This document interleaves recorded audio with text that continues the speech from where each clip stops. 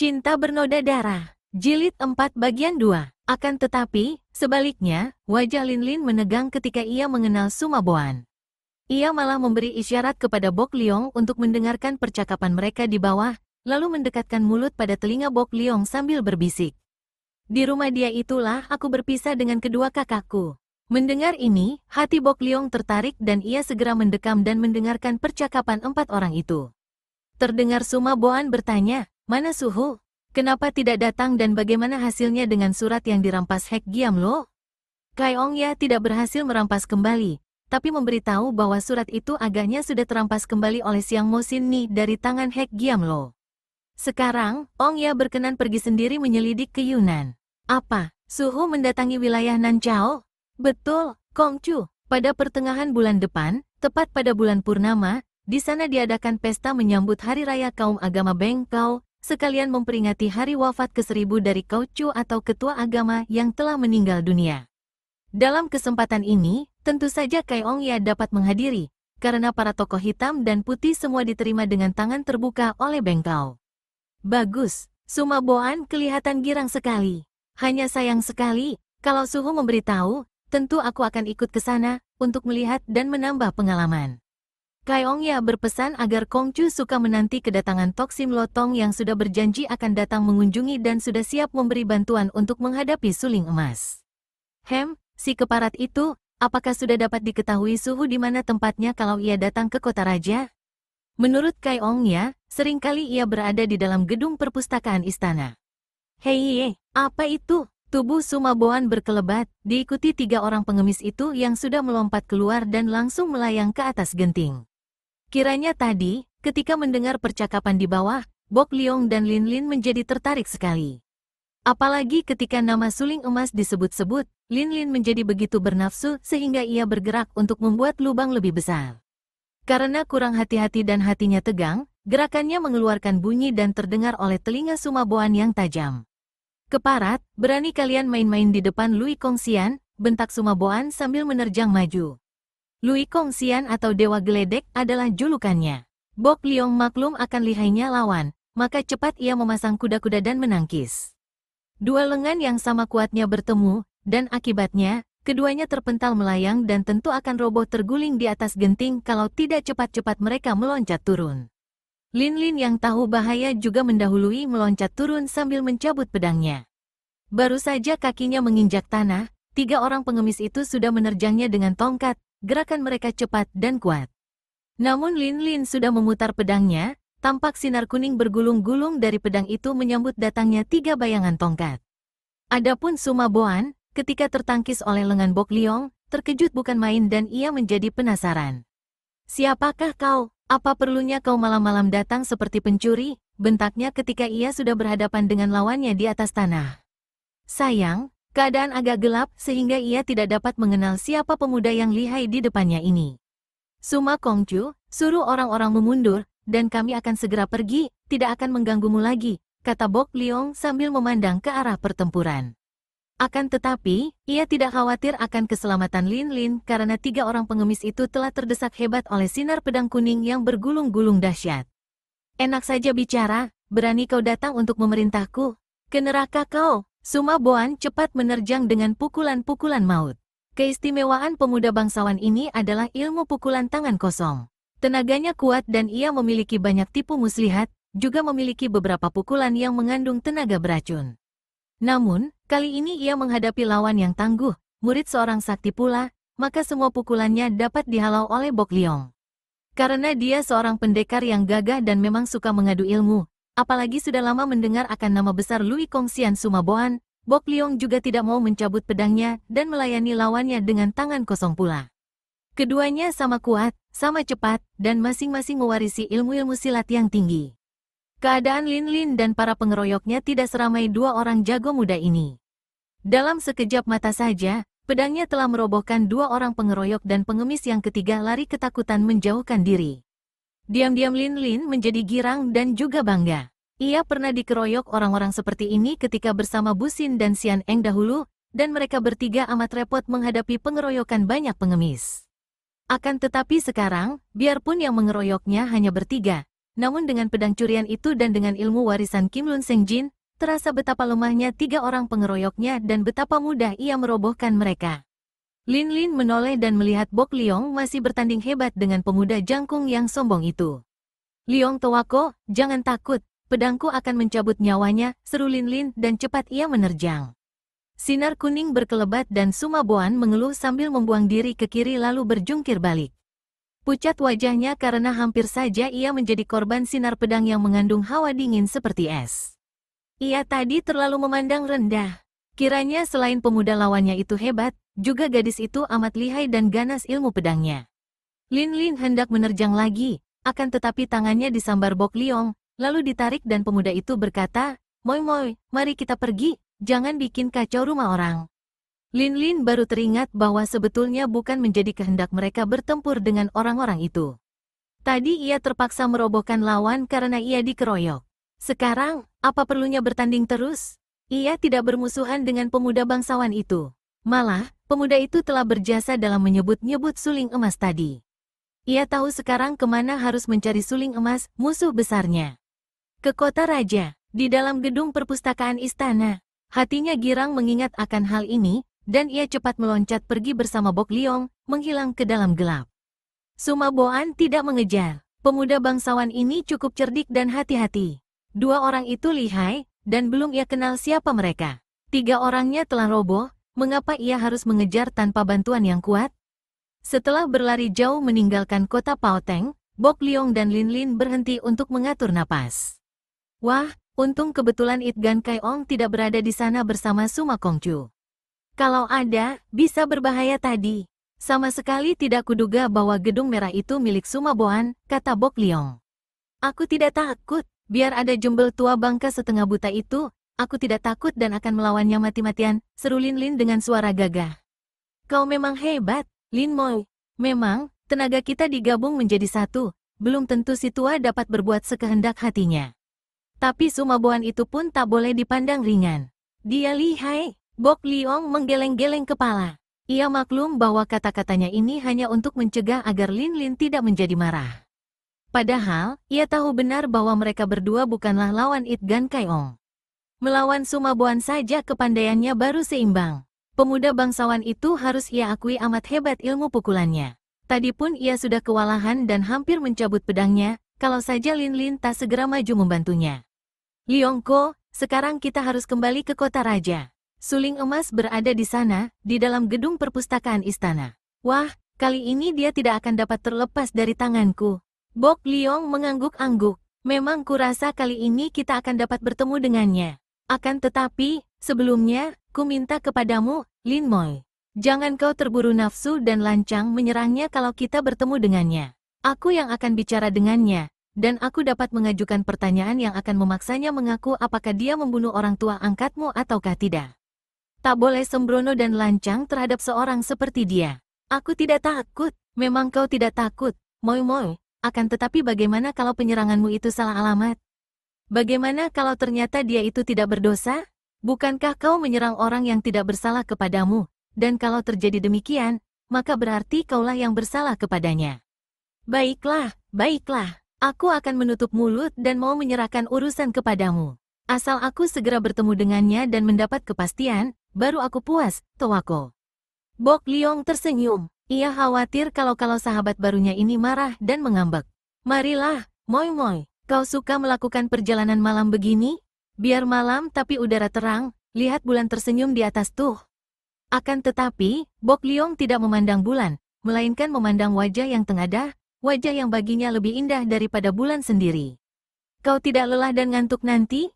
Lin Lin menggelengkan kepala. Maka, berangkatlah 2 orang muda itu, berjalan kaki di bawah sinar bulan. Berendeng mereka berjalan. Bagi Lin Lin, hal ini adalah biasa saja dan tidak mendatangkan perasaan apa-apa. Ia merasa seperti berjalan di samping busin. Terhadap Bok Liong, ia mempunyai perasaan persaudaraan yang tebal dan menganggap pemuda ini seperti kakaknya sendiri. Tentu saja tidak demikian apa yang berkecamuk di dalam rongga dada Bok Liong.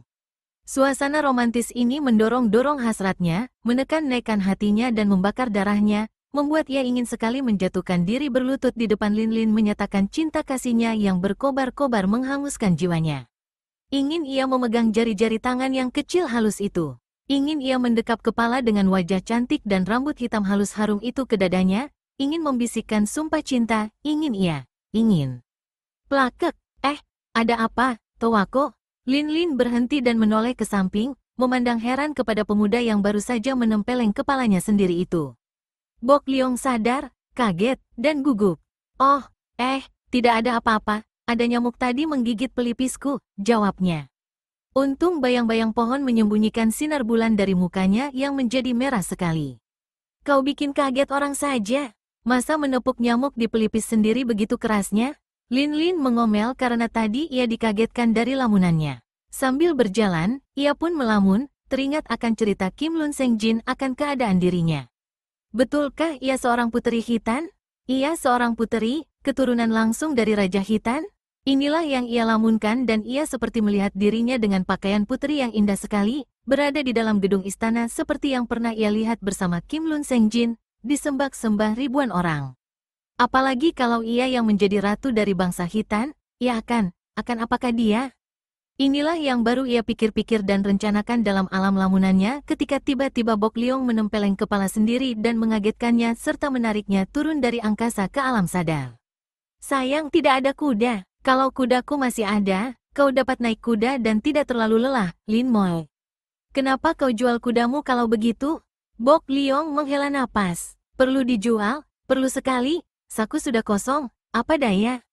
Lin menggerakkan tangan, sejenak menyentuh lengan pemuda itu. Aku tahu, kau terpaksa menjualnya untuk membelikan sarung pedangku ini, dan untuk makan dan sewa kamar, untuk biaya-biaya perjalanan, bukan? Liongko, kau orang baik. Hati Bok Liong berdenyut-denyut girang, akan tetapi ia pura-pura mendengus. Yang begitu saja, mana patut diomongkan? Pula, dua orang melakukan perjalanan hanya dengan seekor kuda, canggung sekali. Kita berdua sudah sejak kecil berlatih ilmu lari cepat, untuk apa? Kalau kita mau, kita tidak akan kalah oleh larinya seekor kuda. Mereka tertawa dan melanjutkan perjalanan sambil bercakap-cakap. Kita tinggalkan dulu Lin dan Lai Bok Liong yang melakukan perjalanan malam menuju ke kota raja, karena Lin sudah tidak sabar lagi menanti untuk segera dapat bertemu dengan orang yang dianggap musuh besarnya, yaitu Suling Emas. Mari sekarang kita menengok keadaan Xian Eng, gadis yang mengalami hal yang amat menyeramkan hatinya itu. Seperti telah dituturkan di bagian depan, Xian Eng tadinya berhasil melarikan diri dari tempat rahasia di bawah kuburan yang menjadi tempat tinggal Hek Giamlo, yaitu pada saat Hek Giamlo bertempur melawan Siang Mo Sinmi yang datang menyerbu untuk minta dikembalikannya surat rahasia. Akan tetapi, malang baginya. Di dalam sebuah hutan, selagi ia merasa lega dan mengira telah terlepas daripada cengkeraman iblis itu, tiba-tiba si iblis itu sendiri muncul di depannya. Hek Giamlo telah berada di situ, seakan-akan telah lebih dulu datang dan sengaja menanti kedatangannya. Ia berusaha menyerang, namun apa dayanya terhadap Hek Giamlo yang sakti? Di lain detik ia sudah pingsan dan dipondong Hek Giamlo, kemudian dibawa lari secepat terbang. Kali ini si kedok iblis itu berlaku amat teliti, tak pernah memberi kesempatan sedikit pun juga kepadanya untuk dapat melepaskan diri dari pengawasannya. Hek Giamlo bersikap amat menghormat kepadanya, menyebutnya Tuan Puteri, akan tetapi di samping sikap menghormat ini terbayang sifat memaksa yang tak dapat dibantah lagi. Memaksa agar Xian Eng ikut dengannya dan mentaati segala permintaannya. Akhirnya gadis ini maklum bahwa tak mungkin ia mampu membebaskan diri lagi, maka ia juga tidak lagi mencoba.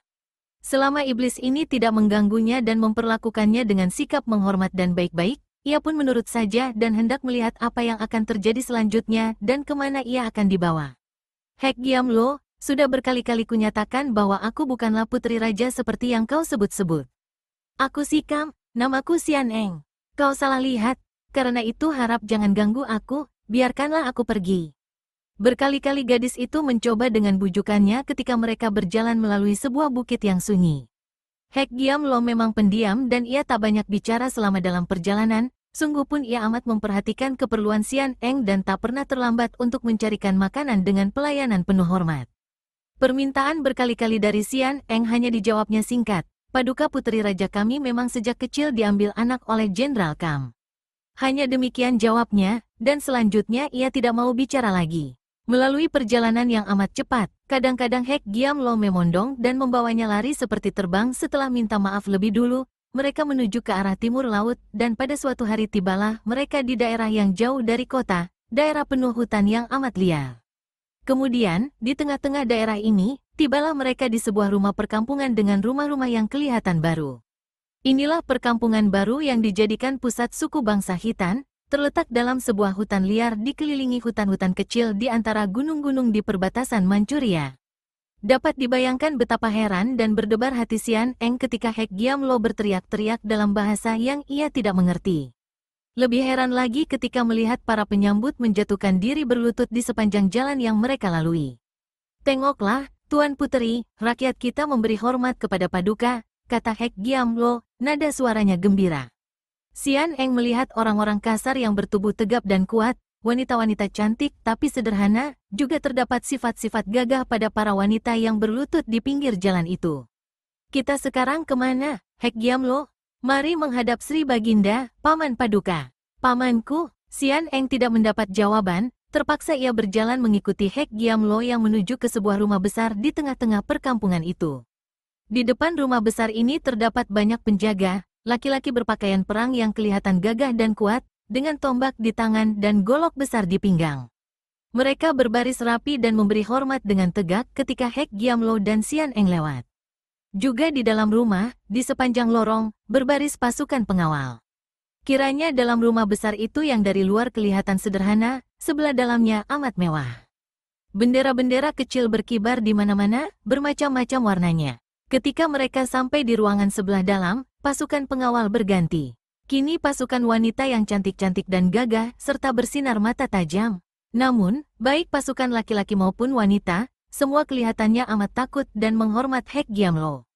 Melalui pelaporan seorang penjaga yang seperti raksasa wanita, besar dan bengis, mereka diperkenankan memasuki ruangan besar di mana telah menanti seorang laki-laki tampan berpakaian indah, duduk di atas sebuah kursi atau singgasana terbuat daripada gading. Laki-laki ini usianya kurang lebih 40 tahun, berwajah tampan bermata tajam. Hek Giamlo yang menuntun Xian Eng masuk, berkata singkat, "Tuan Puteri, harap memberi hormat kepada Sri Baginda, Paman Paduka." Ia sendiri lalu menjatuhkan diri berlutut dan terdengar suaranya nyaring. "Hamba datang menghadap. Dengan berkah Sri Baginda, hamba berhasil mendapatkan Tuan Puteri yang sekarang ikut menghadap Sri Baginda." Laki-laki itu ternyata adalah raja suku bangsa Khitan yang bernama Kubukan. Ia memandang wajah Xian Eng penuh perhatian. Xian Eng yang tidak sudi berlutut mengira bahwa raja yang tampan ini tentu akan marah karena ia tidak mau memberi hormat, akan tetapi kiranya tidak demikian. Raja itu memandang dengan sinar mata kurang ajar, kemudian tertawa bergelak dan berkata kepadanya dalam bahasa Han yang cukup lancar. "Nona, marilah mendekat, biarkan aku memeriksa cermat apakah kau benar keponakanku ataukah palsu." Xian Eng melangkah maju sampai berada dekat dengan raja itu sambil berkata, "Hek Giamlo tahu bahwa aku bukan keponakanmu. Sudah kuberitahukan berkali-kali tapi ia nekat saja membawaku ke sini. Siapapun adanya kau, harap kau suka berlaku murah dan bebaskan aku."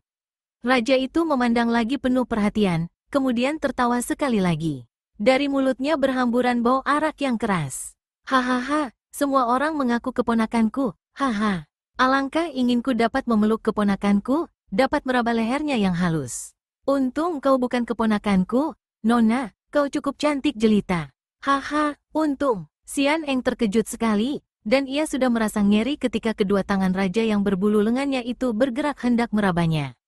Akan tetapi, pada saat itu Hek Giamlo berkata dalam bahasa Khitan yang tadi mengerti Xian Eng, "Sri Baginda, kali ini tidak bisa salah lagi.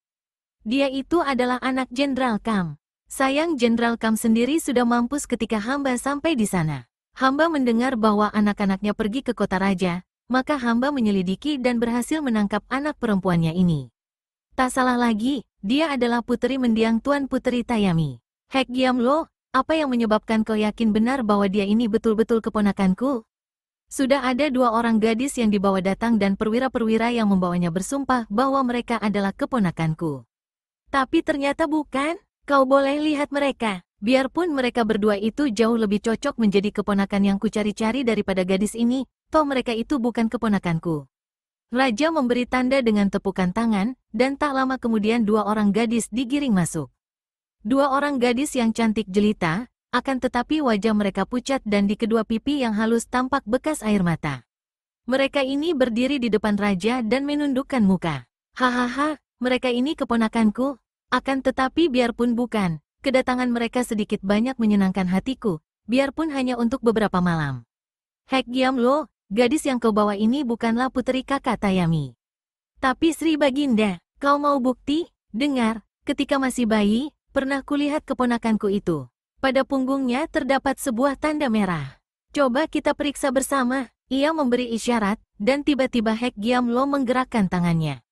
Tahu-tahu ia telah memegang senjatanya yang hebat, yaitu sabit bengkok yang amat tajam itu. Sinar berkilauan menyambar-nyambar. Xian Eng menjerit ngeri, karena merasa betapa tubuhnya dikurung sinar berkilauan. Kemudian, hampir ia roboh pingsan ketika mendapat kenyataan bahwa pakaiannya telah terbang ke kanan-kiri disambar sinar itu, dan beberapa detik kemudian ia telah menjadi telanjang bulat. Dapat dibayangkan betapa malu dan marahnya Xian Eng.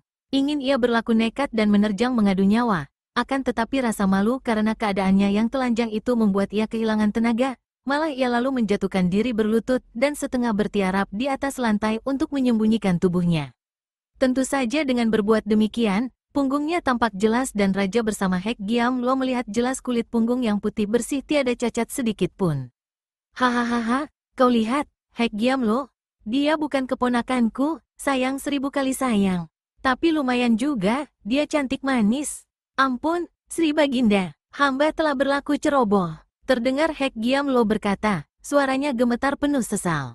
Tidak apa, kau carilah lagi. Gadis ini pasti akan menyenangkan hatiku. Nona, kau berdirilah. Xian Eng terkejut sekali ketika merasa betapa pundaknya diraba orang yang hendak menariknya berdiri. Ia mengangkat muka memandang, dan kiranya raja itulah yang sudah turun dari singgasana untuk membangunkannya, matanya bersinar-sinar penuh nafsu. Saking ngeri, malu, dan marahnya, Xian Eng tidak ingat apa-apa lagi. Bagaikan seekor harimau betina, ia melompat dan menerkam ke depan, memukul dengan kedua tangannya ke arah dada dan perut raja itu. Akan tetapi, tiba-tiba tubuhnya terpental ke samping, roboh menumbuk dinding. Raja itu sendiri pucat mukanya dan terhuyung ke belakang sampai 3 langkah. Hampir saja ia celaka kalau tidak ada Hek Giamlo yang cepat menolongnya tadi. Marahnya bukan main, lenyap keinginannya untuk mempermainkan Xian Eng, terganti rasa benci yang meluap-luap. Hek Giamlo, kuserahkan dia kepadamu. Hukum dia, juga 2 orang puteri palsu ini. Muak aku kepada mereka, kubur mereka hidup-hidup, jadikan tontonan, biar rakyatku melihat dan berkesempatan menghina mereka yang menyebalkan hati rajanya. Setelah berkata demikian, raja itu mendengus marah, lalu pergi memasuki kamarnya, diiringi oleh dayang-dayang cantik jelita dan muda-muda. Xian Eng sudah bangun kembali dan cepat menyambar pakaiannya yang robek menjadi beberapa potong. Sedapat-dapat ia membungkus tubuhnya dengan pakaian itu dan untung bahwa pakaiannya terbuat daripada kain yang lebar dan panjang sehingga biarpun robek-robek namun masih cukup untuk menutupi tubuhnya yang telanjang. Akan tetapi, Hek Giamlo tak memberi kesempatan lagi kepadanya. Dengan pekik mengerikan, iblis ini bergerak dan tahu-tahu ia telah menangkap Xian Eng dan 2 orang gadis pucat itu, membawa mereka bertiga seperti orang membawa 3 ekor ayam saja, kemudian melangkah lebar keluar dari gedung itu. Malam itu terang bulan, namun di luar perkampungan itu, di pinggir hutan, keadaan amat menyeramkan. Apalagi kalau orang melihat ke arah kiri, di mana terdapat tempat terbuka dan sinar bulan menyorot langsung tidak terhalang ke atas tanah.